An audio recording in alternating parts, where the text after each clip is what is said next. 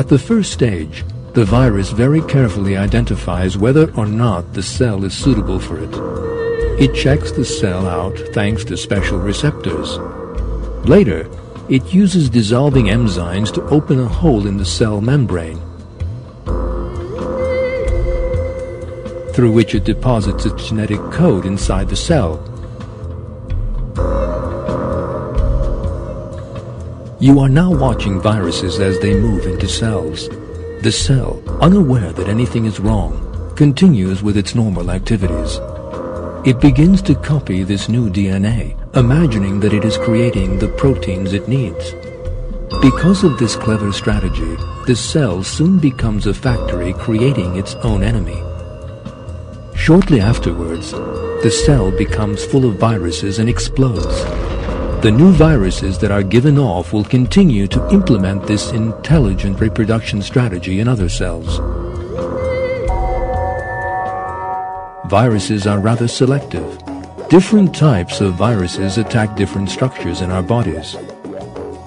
Rabies attacks the cells which constitute the tissue of the brain. Various cold viruses head for the cells covering the nose and the sinuses. The mumps virus only infects the saliva glands in our mouth. The hepatitis virus settles in the liver. The flu infection is the most difficult for our immune system to deal with, as every year a new flu virus causes the epidemic. And every winter we encounter that virus for the first time. Our immune system has to put up a serious fight in the face of flu viruses with different characteristics. That is the reason for the production of a new flu vaccine every year. This deep freeze contains various flu viruses.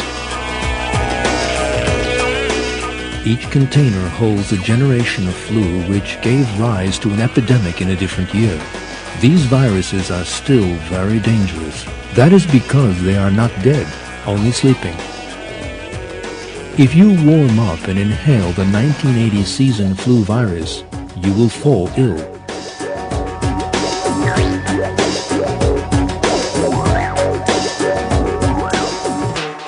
Behind these cold corridors and closed doors sleeps a virus that is still more dangerous to man. The smallpox virus.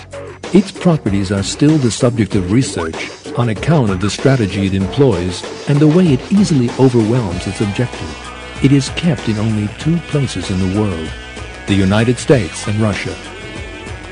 It will continue to be stored until its functions are fully understood.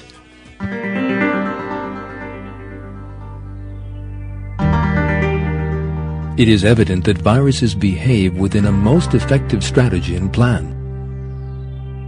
To such an extent, in fact, that the properties possessed by a virus are totally designed in such a way as to make use of the system within the cell. It is obvious that the virus has a creator who is also perfectly aware of the very complex working principles that the cell possesses. There is no doubt that this creator is Almighty God, who creates both the virus and the cell in which it will settle from nothing. We did not create the heavens and earth and everything between them except with truth.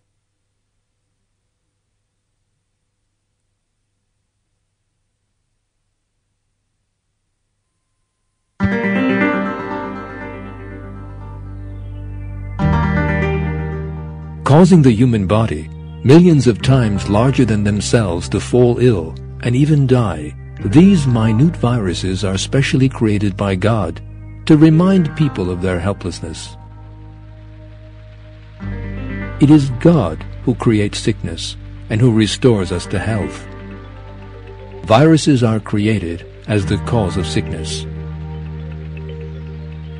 The cure is hidden in our immune systems, another miracle of creation within our own bodies.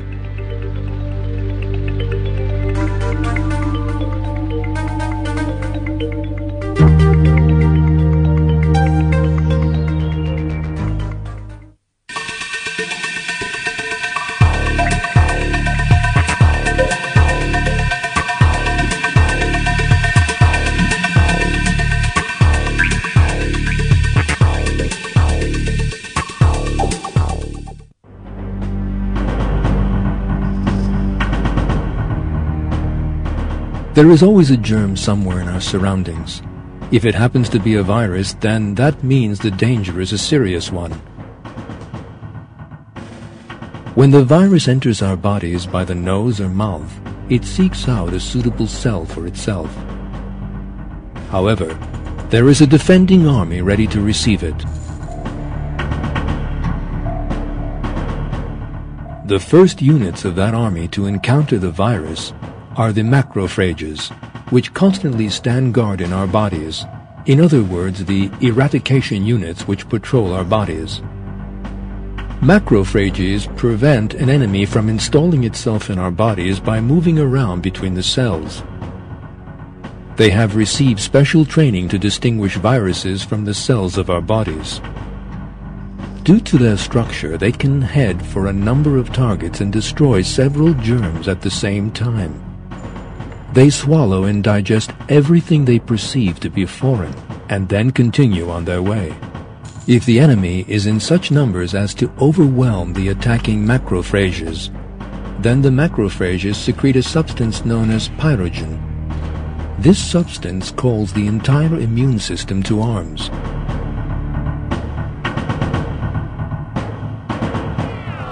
Pyrogen also stimulates the temperature-rising center of the brain, causing a fever. A person whose temperature is going up will naturally feel the need to rest. He is thus prevented from expending his energy in any other way, and all the body's energy is diverted to the war. Before the war begins, it is essential for the defense system to have knowledge of its enemy and to gather intelligence.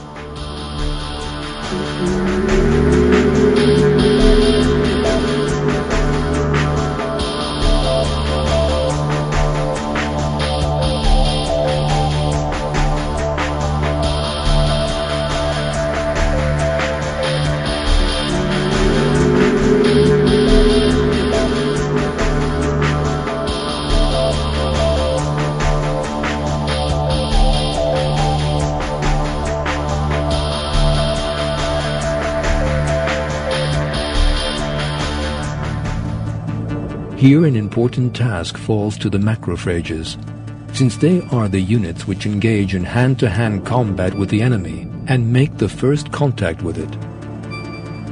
To that end, when the macrophages catches and swallows a virus, it carries a part unique to the virus as an information packet in such a way as to be recognizable from the outside.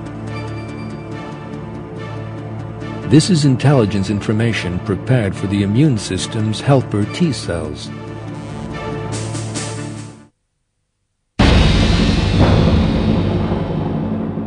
These rather dynamic units decipher and disseminate the intelligence regarding the enemy to every unit in the army. As soon as they receive the intelligence, the helper T cells first warn the other cells about the enemy threat. They give off a molecule known as lymphokine to do this. This chemical message is the war cry which immediately sends the other cells into action. Thus begins the production of antibodies in the B lymphocytes, which are waiting to neutralize the foe. Because of this strategic duty, B lymphocytes are like weapon-producing